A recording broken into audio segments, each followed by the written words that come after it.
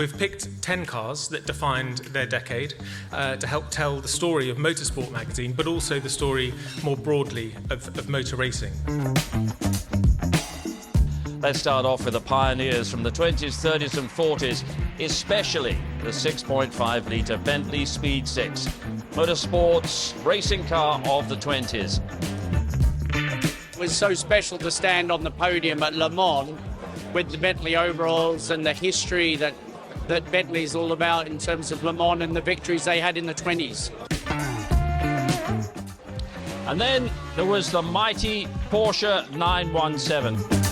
It was down to the minimum weight, and it was just very powerful, very reliable, but it didn't start off like that. It was quite aerodynamically unstable, and it was very difficult to drive in 69, but in 70 they'd done everything right about it.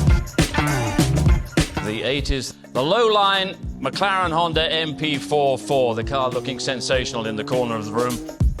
I was very privileged to lead the design team.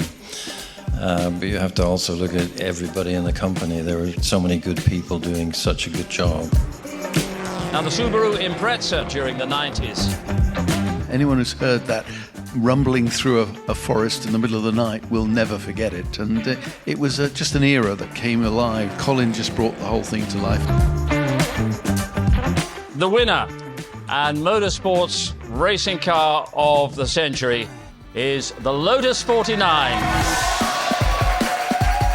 I mean, this is the biggest step there's ever been in F1 performance, year on year. 4 of the greatest minds in F1 engineering, Maurice Philippe, my father, Keith Duckworth, Mike Costin.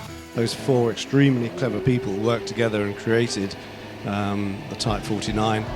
It was raced by 5 world champions. There's not many cars that can claim that. My dad, he would be tickled pink to think, and as would Colin, that their togetherness produce a car that has been recognised in this way. When I was about 10, then my combined Christmas birthday present was a Tamiya 12 scale model of a Lotus 49. The Lotus 49 and set the stage for all race cars from then on.